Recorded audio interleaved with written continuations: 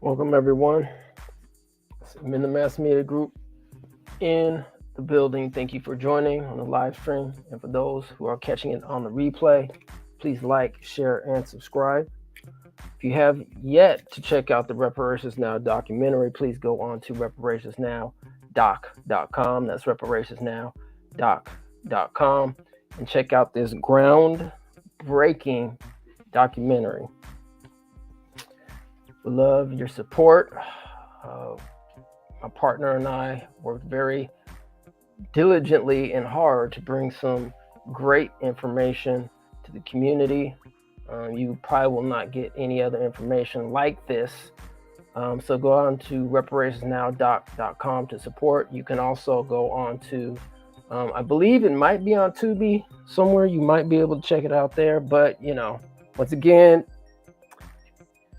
would appreciate going to, it's only like $4.99 on reparationsnow.com, and we're actually probably going to be putting up some additional footage as well that we haven't shown out in public yet. But if you haven't seen it, check it out. It's about 2 hours. Get your popcorn, get your libation, and see what's going on out here in California. And if you're not aware, we are going to have the last AB 3121 Task Force meeting, the 16th meeting on June 29th, 2023 at 9 a.m. This Thursday here in Sacramento, California. Obviously, if you're not in Sacramento, California, you can check it out here right on the Mass Media Group, or if you're in person, come down for the last hearing. All right. So the address is on the screen. So come down, check it out. And yes, once again, go to reparationsnowdoc.com. That's reparationsnowdoc.com. It was released June 19th. And also, check out obsidiandyad.com. Check out obsidiandyad.com. There's a great track called Welcome to California that's currently being promoted. That's featured in the soundtrack. So if you have a chance, check out Welcome to California as well. So let's get busy. Let's get started here. Today's topic is the San Francisco reparations. We're going to be reading the current draft that they have. So we'll see what's going on. I know there's been a lot of information or misinformation that's going on. So what we do at the Mass Media, we just go right to the source and get the information to bring to the community. So we greatly appreciate your due diligence as well in being informed.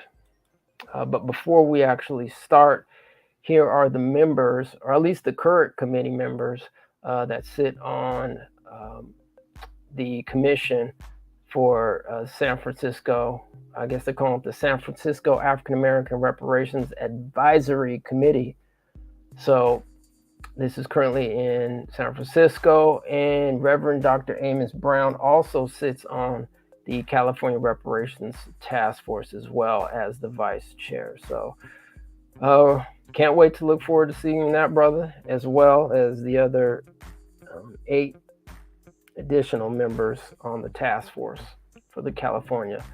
So these are the, let's see, 1, 2, 3, 4, 5, 6, 7, 8, 9, 10, 11, 12, 13, 14, and there might be one slot open, 15 committee members. I won't actually be going over any of their bios. If you want to take your time out to do so, you can go to sfreparations.org/committee-members to look up their bios. He's currently sitting and representing the Reparations Advisory Committee. All right. So let's go ahead and begin here. I'm going to blow up my screen just a tad bit, so hopefully everybody can see a little bit better or listen.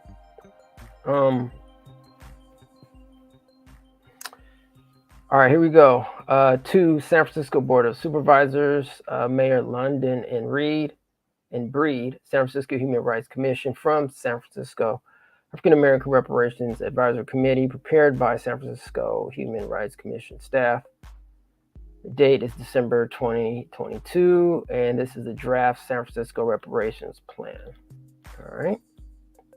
So the contents, looks like it's chapters, I guess. Yeah, chapter 1, or section 1, Legacy of Civic Disenfranchisement in San Francisco, AARAC, an overview, lessons from other reparations frameworks, history of broken promises, lasting institutional harms in San Francisco, reparations recommendations, reparations objectives and actions, where we go from here. All right. Executive summary. Yep.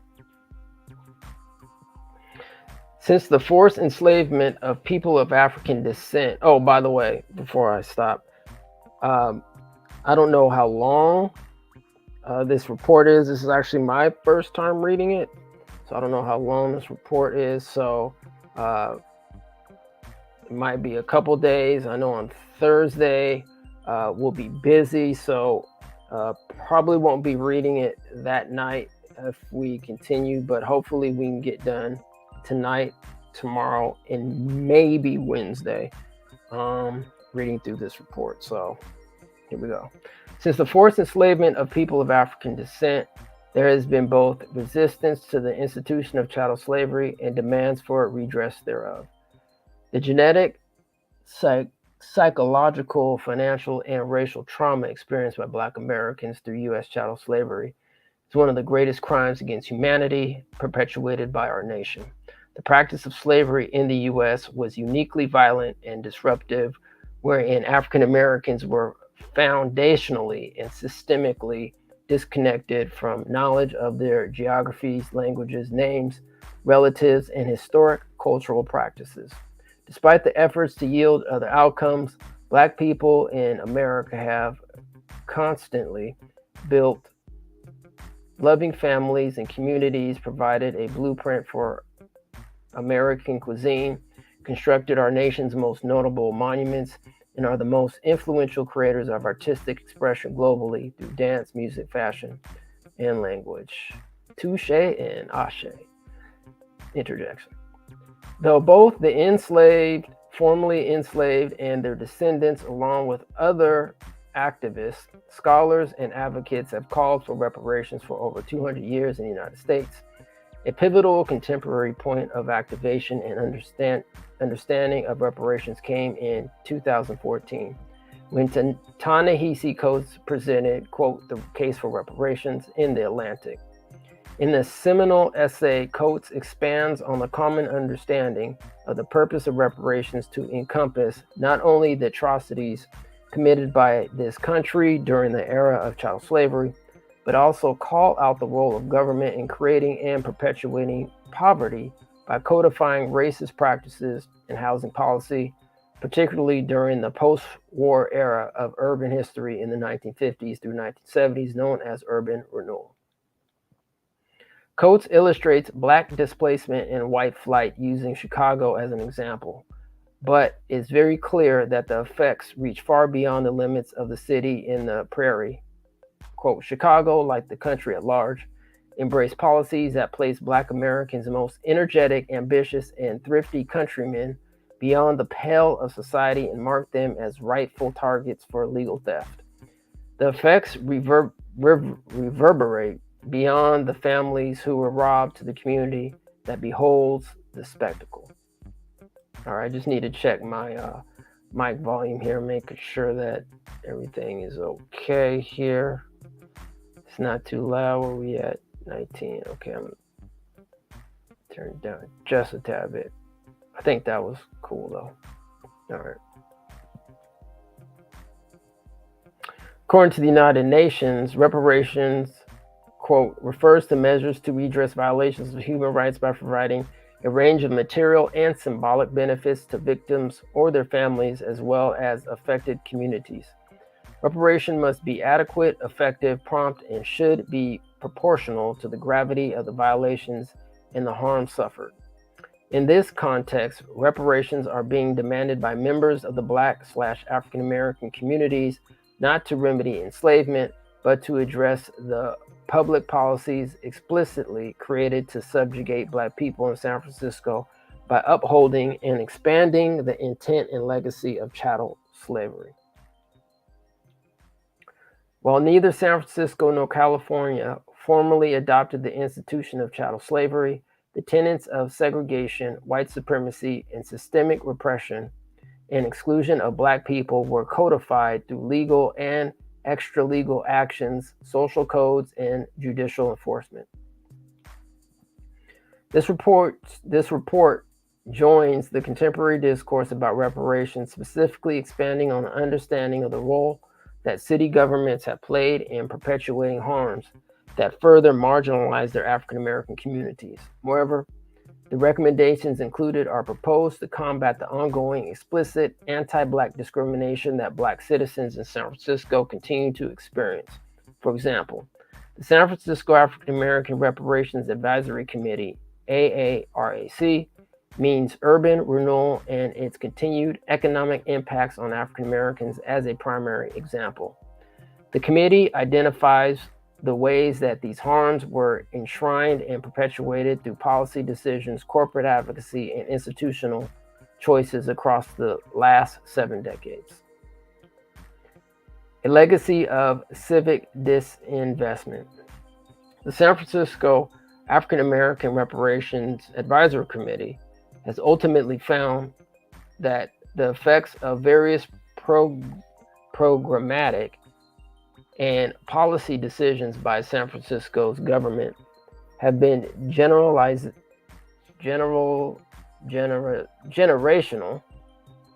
and overlapping. A particular focus has been the era of urban renewal, perhaps the most significant example of how the city and county of San Francisco as an institution played a role in undermining Black wealth and actively displacing the city's Black population. As the growth of San Francisco's African American population accelerated between 1940 and 1963, public and private entities facilitated and coddled the conditions that created near exclusive Black communities within the city, limited political participation and representation, divested from academic and cultural institutions, and intentionally displaced Black communities from San Francisco through targeted, sometimes violent actions. During preliminary research, the committee studied several reports centered on San Francisco's Black communities, commissioned by the city and county of San Francisco, ranging from the 1960s to as recently as 2020, that reveal a pattern of desperate outcomes that reverberate across decades. Black people in San Francisco constantly have limited access to housing options, historically through the execution of racially restrictive covenants, and today because of racial wealth disparities, source of income discrimination, and gentrification. Black people have faced a steady decline in population since the 1970 census, and even as the city's overall wealth has grown with the fortunes of the technology industry, Black people have fallen behind in household income and wealth building opportunities. Though policy recommendations have accompanied each report, there has consistently been inaction on the part of the city and county of San Francisco to adequately and appropriately address the ongoing racial disparities Black citizens experience. It was not until the creation and implementation of the Dream Keeper initiative in 2020/2021 that the city thoughtfully committed resources to San Francisco's diverse Black communities to address desperate social outcomes. While the Dream Keeper initiative has been a successful start to investing in Black-led and Black surviving institutions and is promising catalyst for pursuing new possibilities, it is not reparations, and there is still necessary work by the city for Black San Franciscans to fully receive redress for the city-sanctioned actions committed against them. All right, so just a quick pause here. I'm going to take a look at this Dream Keeper initiative, see what this is all about. San Francisco Dreamkeeper. Let's see, is this it?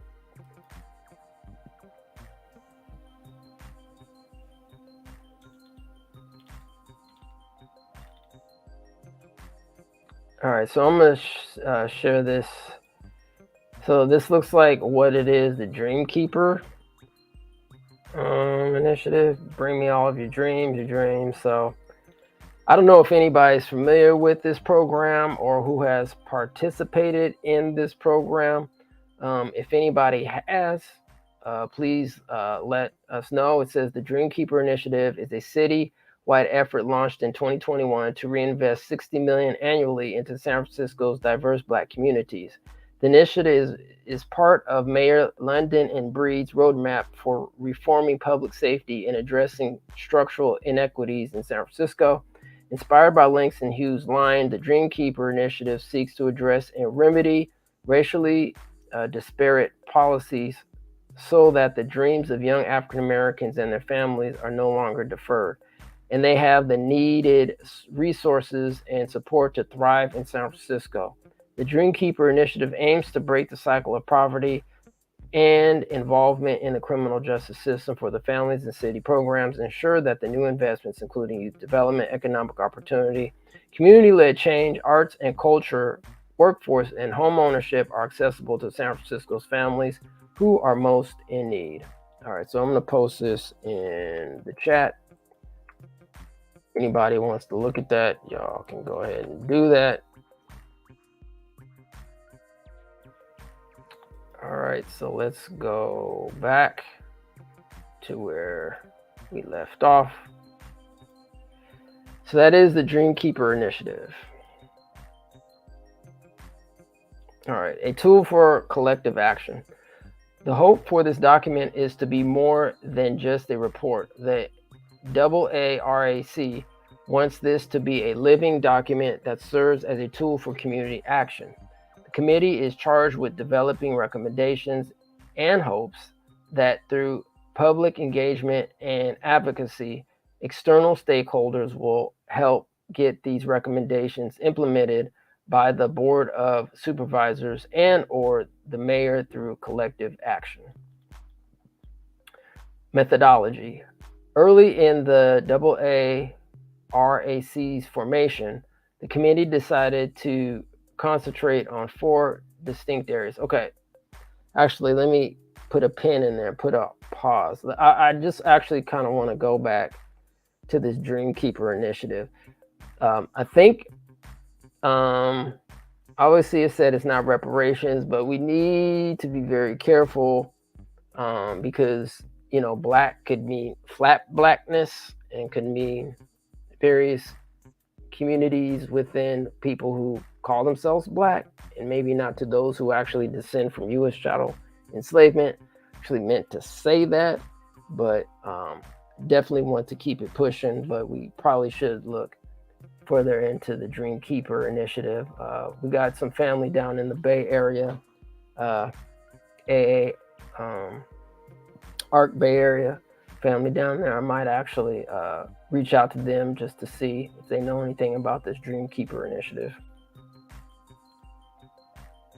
All right, let's continue. Subcommittees met at least monthly and invested interested members of the public and guest speakers to join and offer their insights at these meetings. Ultimately, such subcommittee conducted research and held meetings with experts to refine their recommendations. Committee members also got valuable insight from public comment during monthly full-body meetings and from listening sessions held during summer 2022. Subcommittee leads presented draft recommendations in early November 2022 and incorporated public feedback during the special meeting held on November 7th, 2022 to reflect the community's desires. Creating the San Francisco African American Reparations Advisory Committee. In 2019, the San Francisco chapter of the National Association for the Advancement of Colored People, the NAACP, made an audacious proposal to the Board of Supervisors. The city and county of San Francisco should pay the debt it owes to Black residents for generations of divestment or disinvestment and displacement. At the time, city leadership said there were, quote, no plans to introduce legislation to support the effort. Let's see here. All right. The SF San Francisco, NAACP, and other Black community members continue their advocacy efforts until, in February 2020, Board of Supervisors President Shaman Walton introduced a resolution supporting the creation of a San Francisco reparations plan. The plan would comprehensively address the inequities that exist in San Francisco's African American communities as a result of chattel slavery's legacy of systemic oppression. This prescient resolution was adopted in August 2020, in the same year as litany of events that would change national reparations discussion, namely the C-19 pandemic and the Black Lives Matter protests following the police murder of, may he rest in peace, interjection, George Floyd, by in Minneapolis, Minnesota. These events brought nationwide attention to the ways in which city and state actors have historically played a role in driving institutional anti-Black racism at a systemic and policy level. In addition to shining a light on the way that disproportionate policing impacts Black communities and how global health events had disproportionately fatal outcomes for Black people. 2020 illuminated other ways that government agencies have either passively or actively contributed to unjustifiable socioeconomic, health, and educational disparities along racial lines. It is within this context that the San Francisco African American Reparations Committee was formed. The San Francisco Board of Supervisors passed the ordinance officially establishing the San Francisco African American Reparations Advisory Committee in December 2020. Over the course of a 2-year term, the 15-member advisory committee is tasked with developing a San Francisco reparations plan that addresses the institutional city-sanctioned harm that has been inflicted upon African American communities in San Francisco. The legislation specifically prioritizes improving education, housing, workforce development, economic opportunities, financial stability, small businesses, transit access, and food security, while reducing violence, health disparities, and over-criminalization experienced in our city's Black communities. Marches and protests cannot by themselves alter the living conditions of Blacks in San Francisco that are the result of decades of systemic racism. What is required to repair this historic injustice is a kind of urgent, significant action that John Lewis fought for during his career. It can and should mark the start of making long overdue reparations to the Black community by both the private and public sectors in San Francisco. That was from Reverend Dr. Amos C. Brown.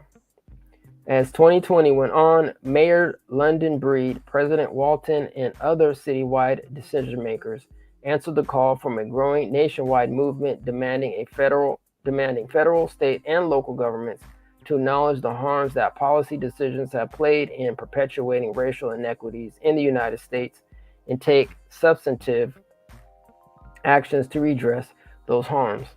In this context, Mayor Breed launched the Dream Keeper Initiative in 2021, an intergenerational effort that aims to ensure San Francisco's diverse Black communities are experiencing joy, feelings of safety, advancing educationally and economically, are holistically healthy, and are thriving. AARAC appointment and compensation. The 15 advisory committee members went through a nomination process and were unanimously appointed to serve by the San Francisco Board of Supervisors in May 2021.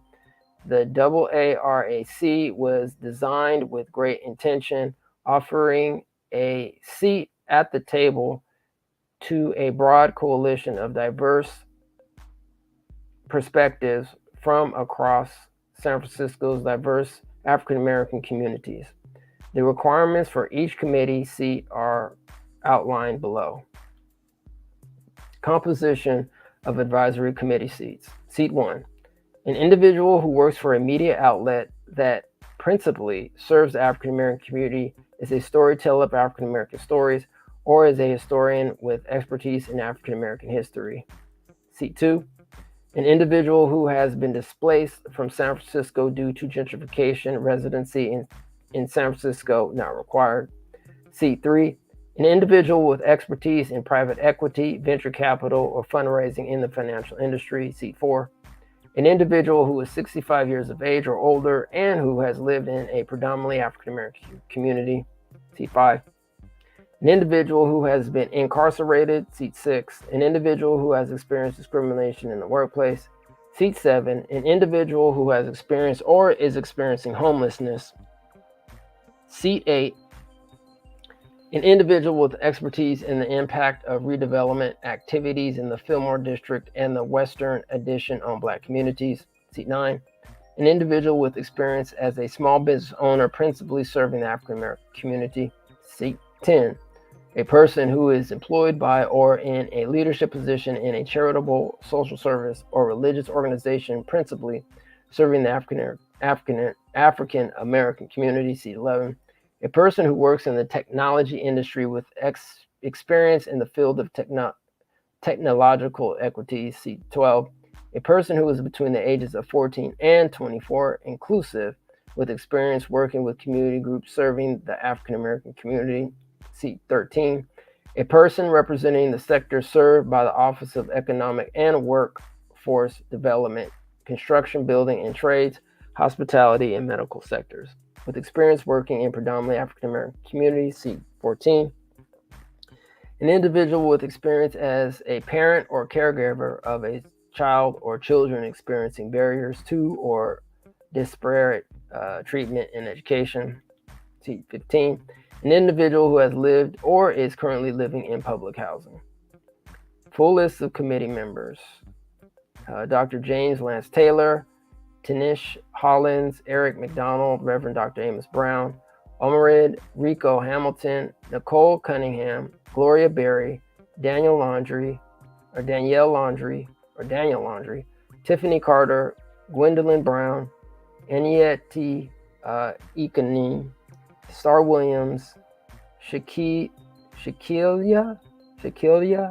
O'Kane, Leticia Irving, and Yolanda Harris. Looks like resigned in November 2022. Committee leadership. Eric McDonald is the chair and Tanish Hollins is vice chair. Subcommittee leads. Gloria Berry, Educational Subcommittee Lead. Reverend Dr. Amos Brown, Health Subcommittee Lead. Annette Aikani, Economic Empowerment Subcommittee Lead. Daniel Laundrie, Policy Subcommittee Lead. Committee Timeline and Milestones. The inaugural full-body AARAC meeting was held on June 1st, 2021. Meetings are held on the second Monday of each month, except when that date falls on a holiday, or in special circumstances as provided by the committee. A full list of past meetings, along with meeting recordings, summaries, and agendas can be found on the Human Rights Commission's website at this long. Let me see. Okay, so here it is. You can go on to sf.org. Probably go in here. It says didn't find any meetings. I don't know what's up with that. But anyway, that when I clicked on it, that's what it went to. So that is the site. So let's go back. All right, scroll down to where we were.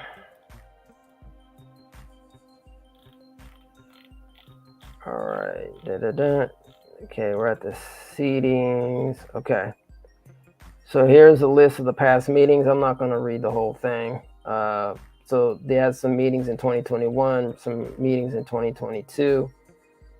Like 1, 2, 3, 4, 5, 6, 7 in 2021. 1, 2, 3, 4, 5, 6, 7, 8, 9, 10, 11, 12, and 12 in 2022. All right. Committee milestones. In December 2021, the advisory committee submitted a preliminary report to the Board of Supervisors, Mayor London Breed, and the Human Rights Commission outlining the research, outreach, and other efforts necessary to prepare the full San Francisco reparations plan in June 2023. The document, Efforts to Support the Preparation of San Francisco Reparations Plans, is attached to this document. All right. So June 2023, very interesting. I wonder if there's any updates that we have. So might need to do my due diligence, but we will continue right now because this is the last draft that I've seen so far. Looking ahead, what's next after presenting recommendations? See, this is very interesting because a lot of people don't talk about this in the news. You know, we've talked about this number that's been floating around, what's going on. So it's very interesting. That's why we read, right? Go to the source. Looking ahead, what's next after presenting recommendations? This document is intended to elevate policy and program recommendations for a comprehensive reparations plan for Black San Franciscans. It is important to note that the AARAC serves as an advisory committee and is only empowered to make recommendations. The body has no authority to implement these recommendations, and city officials are not required to implement any part. Okay, so just want to throw some interjection here. That's why it's important on a local, state, or federal level that the community, the people, be aware, be educated about what's going on in your municipalities, because you know we're all important, right? We all can make that change, but if we're not aware of what's going on in our local government, state governments, and federal government, we remain ignorant, and then we can't actually galvanize and make those positive changes and positive efforts to make sure that recommendations that are given to our local, state, and federal governments are actually made and come to fruition. So I just wanted to elaborate on that. So let's continue. While Black San Franciscans would benefit from the implementation of this reparations plan, Proposition 209, which bans government institutions from taking affirmative actions based on race, sex, or ethnicity, poses a challenge to the city to implement programs seen as giving preference. However, the current conditions for Black people in San Francisco merit local advocacy efforts to challenge the state law by addressing ongoing racial disparities with the same precision as the discriminatory actions that were taken against this racial group. Through a reparations framework to redress harms done to Black communities, San Francisco has an opportunity to remedy harms with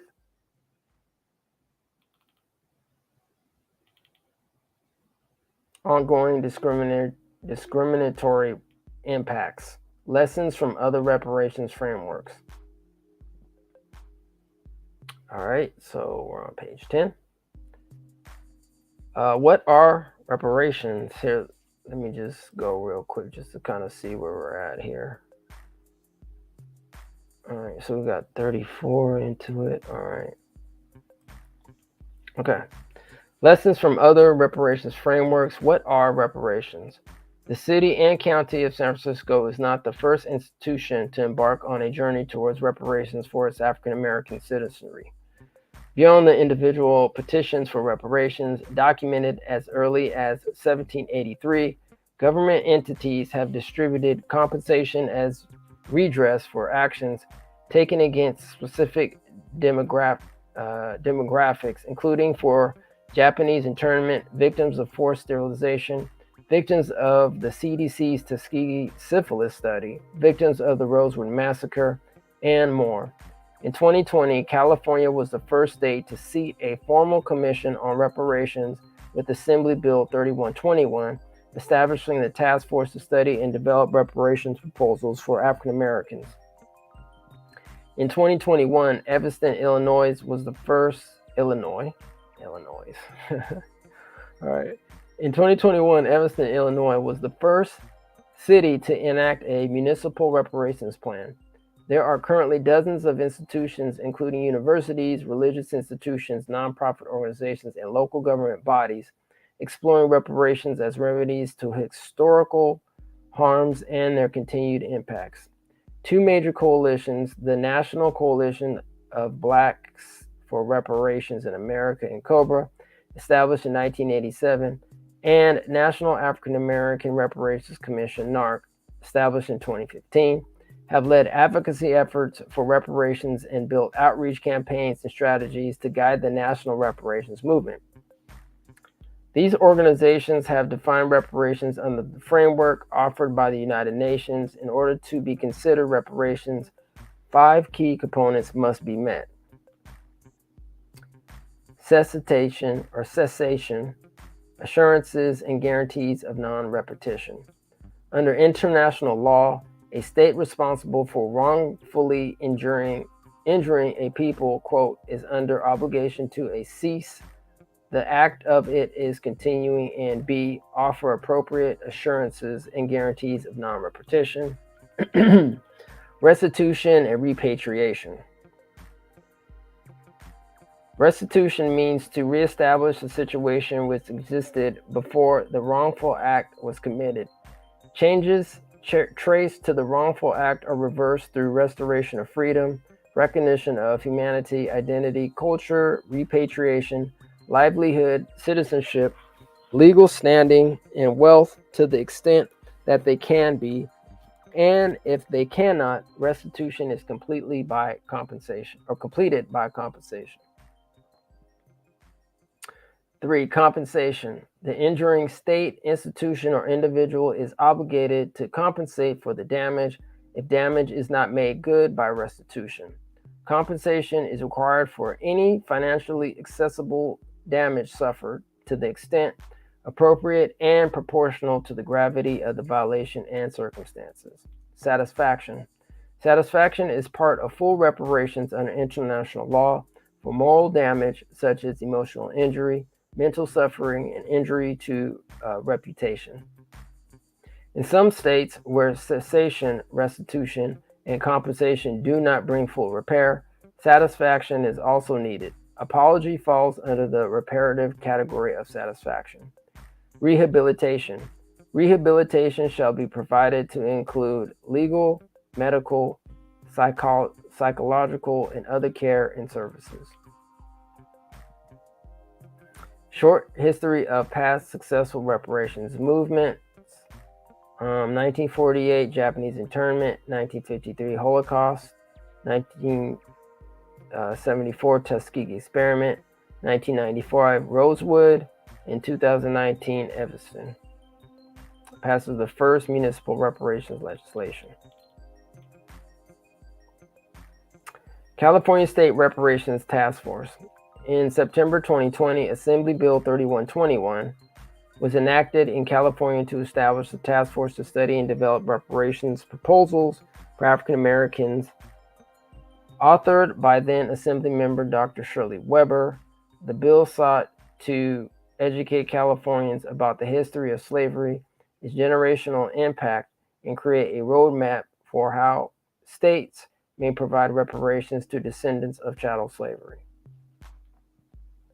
This legislation is a significant shift in truth and reconciliation, as no state has provided reparations for the legal institution of slavery or its legacy of anti-Black discrimination. Even after slavery was abolished, the racial caste system of white supremacy that justified the American slave trade remained intact and continued to relegate the Black community to the status of second-class citizens. As a result, African Americans continue to face disproportionate adversity in almost all sectors of life. As written in the California State Task Force interim report, without a remedy specifically targeted to dismantle our country's racist foundations and heal the injuries inflicted by colonial and American governments, The badges and incidents of slavery will continue to harm African Americans in almost all aspects of life. That was an interim report executive summary. The California Reparations Task Force was formed in the effort to accomplish three specific goals. 1, to study and develop reparations proposals for African Americans. 2, to recommend appropriate ways to educate the California public of the task force findings. 3, to recommend appropriate remedies in consideration of the task force findings. The task force is projected to be in place through July 2023 to complete their phased process. In June 1st, 2021, the panel approved that a report would be issued in 2 parts, including the following topics. Part 1, published June 1st, 2022, Institution of Slavery, Racial Terror, Disenfranchisement, Housing Segregation, Education Inequality, Environmental Inequality, Arts and Culture, Family Health Discrimination, Labor, Criminal Justice, Gap in Wealth Accumulation. Part 2, to be published July 1st, 2023, Apology, International Law Justification, Economic Rationale, Eligibility, Summary of Existing Reparation Schemes, Recommendations, How to Educate the California Population. Quick interjection, you can actually listen if you haven't already and haven't participated. Right here on the Mass Media Group, we actually did read the interim report, so if you want to check that out, we have the playlist right here on the Mass Media Group. All right, here we go. In June 2022, the task force produced an interim report that documents the institution of slavery, the creation and maintenance of a white supremacy racial caste system, its impact on African Americans, and begins to outline what is owed to Black descendants of chattel slavery. In order to educate the California public on both the national and statewide history of anti-Black racial discrimination, the report details white supremacist hatred, torture, lynchings, and other forms of extreme racial violence towards Black people. The interim report focuses on anti-Black, racist federal, state, and local government actions and negligence throughout American history and into the modern day. Citing international law and the United Nations, the report emphasizes that when a government is responsible for wrongful actions for negligence that causes injustice to a specific group of people, it has a duty to remedy those actions. Within the American court system, it is well recognized that parties must provide redress for the harms caused by their actions or omissions where there was a duty to act. This report houses quantitative data and qualitative narratives of the harm done to Black communities, the impact of racially discriminatory policy, and provides preliminary reparations recommendations to seek acknowledgement, redress, and closure for the existing injustice. In addition to listing harms that took place in the United States, the report focuses on California's responsibility in anti-Black discrimination and in particular documents the multiple tactics that the San Francisco Bay Area used to discriminate against African Americans, as well as the historic and current conditions of the city's Black communities. In the early days of California's founding, Black Americans experienced crime without the ability to seek recourse through the legal justice system. The California Supreme Court categorically barred any testimony from Black people. Facing discrimination from both codified laws and vigilante white citizens, Black communities left en masse in the early days of California's founding in search of peace and freedom. Between 1850 and 1860, nearly 200 Black families in San Francisco fled to the British colonies to avoid persecution within the state. Okay, I'm going to repeat that again. Between 1850 and 1860, all right, so 1850, I believe that was the year the California was established. In 1860, nearly 200 Black families in San Francisco fled to the British colonies to avoid persecution within the state. Wow. Racial terror was a primary method used to discourage Black citizens from exercising their rights. Shortly after the release of Birth of a Nation in the 1920s, the Ku Klux Klan established a San Francisco chapter, becoming the first iteration of the group in California. Group members held rallies, initiation events, and public parades that were attended by thousands. The California KKK gained significant political influence during their resurgence through positions of power. Members exerted their authority as elected officials, district attorneys, and police officers. Law enforcement from nearly every California city had a KKK influence, including 25 San Francisco police officers. Scarce tactics like harassment, vandalism, and arson were common tools used against Black Americans. The prevalence of white supremacy ideology created an atmosphere of fear, both Black citizens and white sympathizers that saw the racial caste system as morally unjust. At the same time, those who benefited from the racial hierarchy were able to maintain their role as bystanders and reap the benefits. Quote, the violence and subsequent silence surrounding the crimes committed against Black Californians demonstrates how white Californians viewed Black presence and home ownership as a threat to white dominance. It's in the interim report. Since its conception, the police department has harassed, brutalized, and killed African Americans at disproportionate rates than any other race. The stereotypes created to support slavery has shaped the modern-day implicit biases against the Black population in the American public and within the police force. In the Bay Area, police brutality became such a prevalent concern that the Black Panther Party for Self-Defense, later known as the Black Panther Party, formed to protect African Americans from the police in the 1960s. One study found that 27% of the people killed in the San Francisco Bay Area were Black residents, even though they only comprised 7% of the total population at the time. Let's see where we're at here. Okay, I think we got about another couple minutes here, so let's keep going. Most of the suburbs in San Francisco were known as sundown towns, where Black people were prohibited from living or being present after sunset. Racially restrictive covenants were commonplace throughout the city, which stipulated that only white residents were allowed to live on the property described within deeds. These redlining practices were enforced in California as late as the 1940s. Even after the Supreme Court case Shelley versus Kramer deemed racially restrictive covenants unconstitutional in 1948, housing discrimination continued. 20 years later, in an attempt to eliminate discriminatory housing practices, the Fair Housing Act of 1968 was passed. Despite its intention, the act was largely ineffective. The Department of Housing and Urban Development, HUD, could not investigate complaints of discrimination and lacked the enforcement authority to penalize the lawbreaker.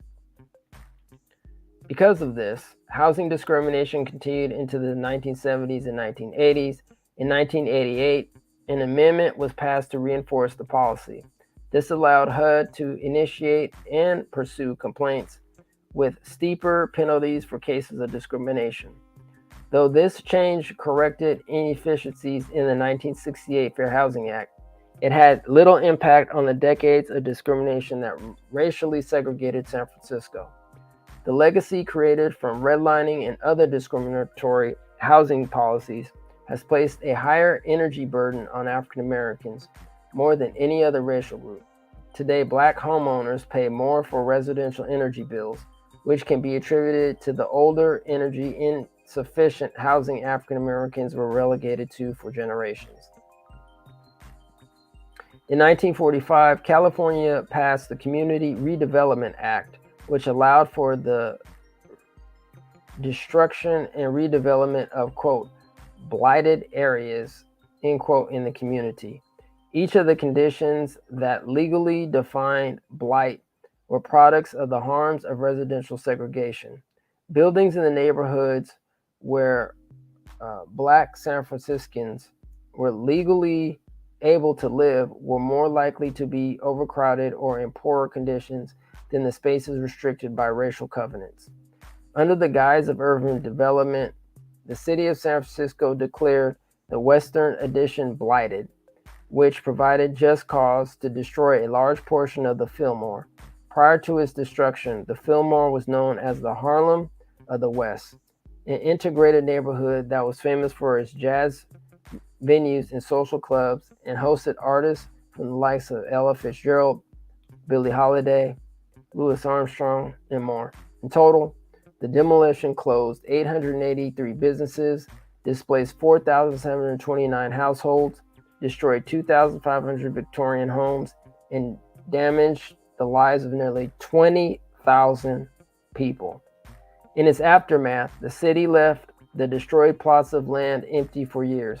Despite the efforts of civil rights advocates and the passage of progressive bills like the Civil Rights Act of 1964 and Fair Housing Act, federal courts still found that San Francisco city housing authorities discriminated and maintained segregation. All right, so let me go back here. 1940, California passed the Community Redevelopment Act. All right, so I'm just going to post this in the chat here just for notes so we can go back, take a look at that as well. Once again, thank you for joining. Please like, share, and subscribe. Tell your family and friends about him in the mass media group. Try our best to do what we can for the community. All right, here we go.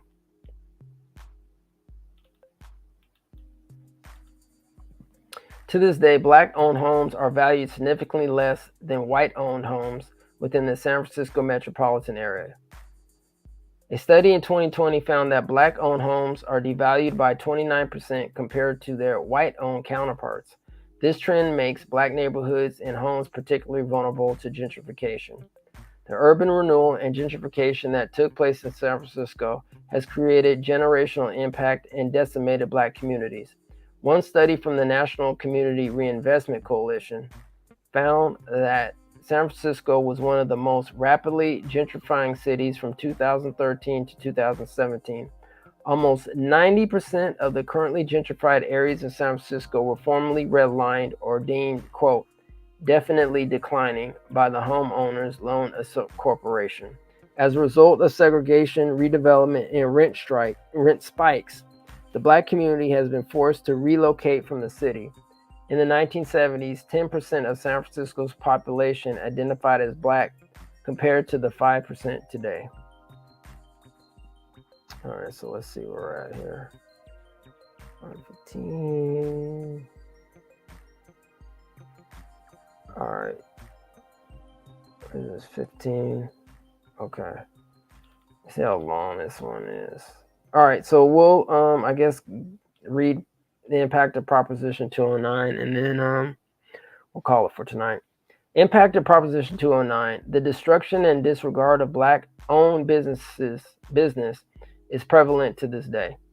In most major metro areas across the country, including San Francisco, businesses in majority white areas receive federal loans at a greater rate than businesses in majority African American areas. An ongoing hindrance in California to equitably accessing government contracting for Black people, women, and other marginalized entities is Proposition 209, a 1996 constitutional amendment banning affirmative action. Initially passed by a margin of 10 points, the stated intention of Proposition 209 was to ban discrimination and preferential treatment based on race, sex, and national origin, among other things. The passage of Proposition 209 undermines Black-owned businesses that seek to obtain public contracts with the state of California and local governments. The consequences of Proposition 209's passage has been the systemic exclusion of people of color and women. After its passage in 1996, Proposition 209 caused state and local governments to end race-conscious contracting programs, which led to the loss of about $1 billion every year for minority and women-owned businesses. Prior to the bill passage in the fiscal year 1994 to 1995, $519 million was allocated to minority and women-owned businesses. When California ended the program, only a few businesses got their contracts with the state back, and some never recovered. Additionally, Prop 209 has had adverse impacts for Black and brown people seeking access to public employment and initiated a precipitous decline in enrollment in California's University of California system. In the city and county of San Francisco, about $200 million per year was lost in minority and women-owned contracts. This loss was caused by both Proposition 209 and the 2004 Coral construction case, which ended San Francisco's race-conscious procurement program. All right, so I'm wondering with this new rollout of data disaggregation, I believe it's SB 490. No, it's not SB. It's 189. SB 189. With this data disaggregation, I wonder if we can, get specific data for those who descend from U.S. chattel slavery.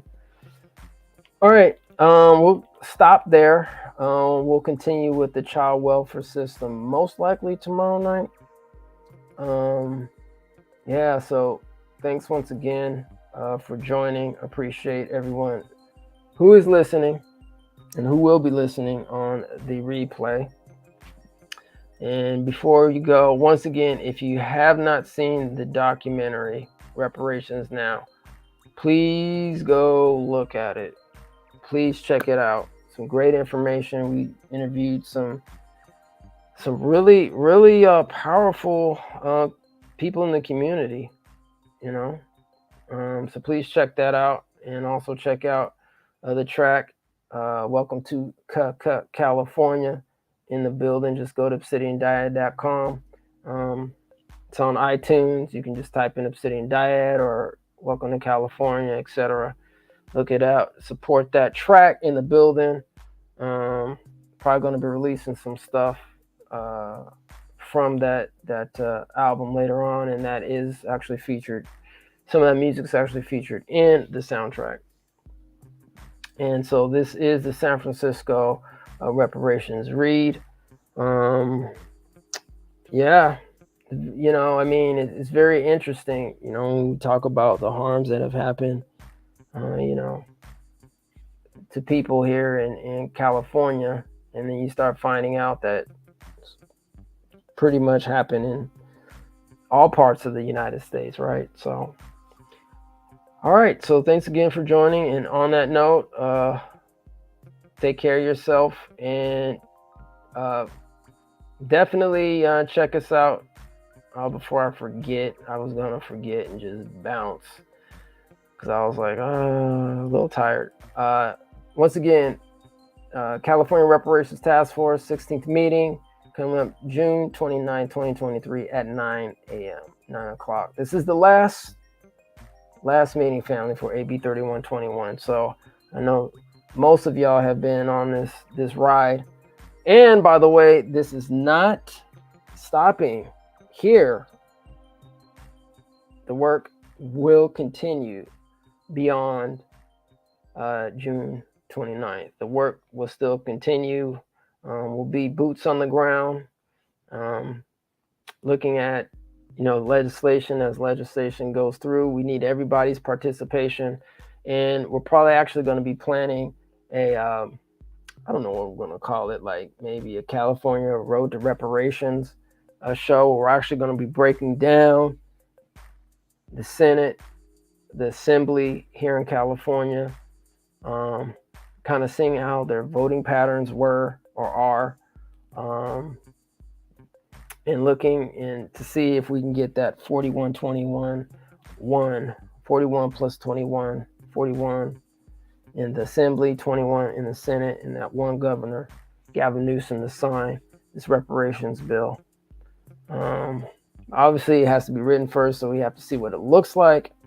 But hopefully we're in good hands with Senator Bradford and Assembly Member Joan Sawyer. So on that note, everybody, have a wonderful night. As always, appreciate you. Peace and reparations. The way it currently stands, forced labor, slavery takes precedence over rehabilitation and public safety. Oh, by the way, while the Biden administration gives reparations to everyone but freed people, look at the billions he has run over to Ukraine. We don't have black grocery stores because if you think about it now, just to get in that supply chain, it's almost unheard of. They don't want the truth to get out. Okay? I don't want to know what my family did or what all these people did and all this stuff like that. Okay? Come on. You read that 500-page report. There's this thing called white superiority and black inferiority. That mindset allows all of the behaviors that we've seen across generations. I had no idea that church I was running by every day was something my grandfather established. This is not a handout. This is a debt that is owed. You know, Allensworth was like the internet of his time in 1904, 1905. The total black population in California is about 2.6 million, and then of that, the descendants compose about 2.2 million of that. So California, with a multi-billion-dollar surplus, can absolutely afford to satisfy the international terms for reparations, beginning with compensation. Any financial obstacle that exists that impedes the success of increasing financial prosperity needs to be dealt with and eliminated. No matter where we've been, no matter what part of this fight we've been in, we've been harmed, and we've had harm done to us specifically. When I got to Los Angeles, this was some of the worst segregation I'd ever seen. And remember, I'm telling you, I'm from Mississippi. Because as you can see, I'm giving you broken history right now, you know? But I had to give it to you guys today. I said, no, I got to show them this because it's so precious and nobody really knows about it. Overnight, it's like, oh, it's no longer the quarters, now it's Lincoln Heights. Oh, so now we get to use Abraham Lincoln for our name. And you think about all the other people that they could have used, but they picked Lincoln. And I think that's sort of stereotypical of what they do. There wasn't any black restaurants. As far as black business and weed, it wasn't none. Black people don't have that kind of luxury. Our historically black communities have been redistricted multiple times. Why has it been easier for other groups than us? Because of anti-black hatred. Now listen, if you can't handle the TR room, don't tune in.